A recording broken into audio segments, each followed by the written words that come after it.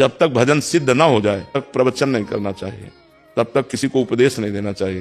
ये चार भगत कुटिया में आके बैठने लगेंगे, आपसे भगवत वार्ता, आपको लगा कि भगवान की वार्ता है, वो भगवान की वार्ता नहीं, प्रपंच है, वो प्रपंच आके घेर लेता है। इसलिए जैसे गृहस्थी लोग आके बैठे हैं वैसे कोई प्रश्न उत्तर नहीं, कोई भगवत चर्चा नहीं, कोई वैराग्य की बात नहीं, चुप शांत एकदम, जब तक भजन ना हो जाए। अब जब ये लगता है कि भगत आएंगे कुछ देंगे, तो अभी भगवान पे विश्वास नहीं है। ताला लगा के बैठ जाओ, अगर अंदर तुम्हारे भोजन की व्यवस्था भगवान न कर दे तो हमें बताना। अंदर से ताला लगा के बैठ जाओ, ये हम देखा है, खुद अनुभव किया है, खुद अनुभव किए हैं। मतलब अब ये तो अभी कुछ दिनों का है भाई, वो पूछे तो विरक्त भाव से ही संसार में रहे, घोर विरक्त भाव से, 8-8 दिन भोजन नहीं मिला, गंगा किनारे ऐसे जीवन व्यतीत किए हैं। तो वैराग्य से, नए बच्चे हो बिल्कुल, माता बहनों से तो कसम खा लो इस बात की कि हमें माता बहनों से नहीं मिलना, ये तो कसम खा लो, कसम पूर्वक हमें माता बहनों से नहीं मिलना, चाहे जितने कोई भक्त हो, चाहे जो कुछ हो, दूर से प्रणाम दूरी। अगर ब्रह्मचर्य से रहना है और आजीवन भजन करके भगवान को प्राप्त करना है तो बस इससे दूरी हो जाओ। कुछ नहीं, किसी की कुछ ना सुने, चुप भाग ले।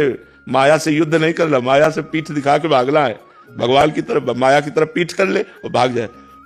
जैसे कोई बाबा राधेश्याम बोले, नहीं सुनाई नहीं दे रहा, तुम राधेश्याम भी नहीं बोल सकते, अपन चुपचाप चला जा रहा है, उसको कोई मतलब नहीं। ऐसे चलना चाहिए। नए साधुओं को भजन करो डट करके, बच्चा बड़ा भाग्य, भगवान ने बड़ा भाग्य दिया।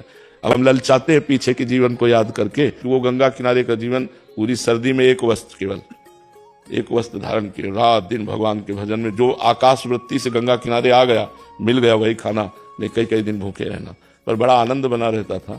इसलिए आप लोगों को देख करके मन ललचाता है, और यही प्रार्थना करते हैं कि 2 साधन है, एक बाहरी साधन, एक आंतरिक साधन।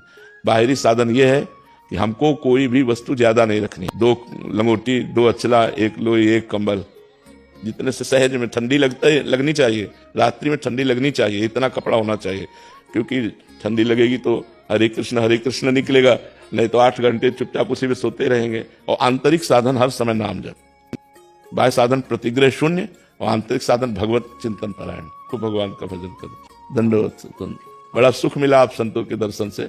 हाँ, भजन तो होता नहीं बाबा, ये आए रहने के लिए, लेकिन ऐसा भजन जैसे होना चाहिए होता नहीं। ऐसे हमको भी लगता है कि अभी जितना भजन में पूर्ति तो कभी हो ही नहीं सकती, जितना भजन करोगे उतने। श्रीधर बाबा कालीदय के थे, जब शाम के जाते थे तो वो यही कहते थे, बाबा राधा रानी से कृपा करो कि उनसे कहो कि हमारा भजन बन जाए, उनसे भजन नहीं होता, दिन भर भजन करते रहते। भजन का फल यही है कि हमें भजन में अतृप्ति, असंतोष पैदा हो जाए। हमें लगना ही नहीं चाहिए कि हम भजनानंदी है, हमारा ऐसा लगना चाहिए यार जीवन बेकार जा रहा है, जैसा भजन होना चाहिए वैसा भजन है नहीं, ऐसा लगना चाहिए।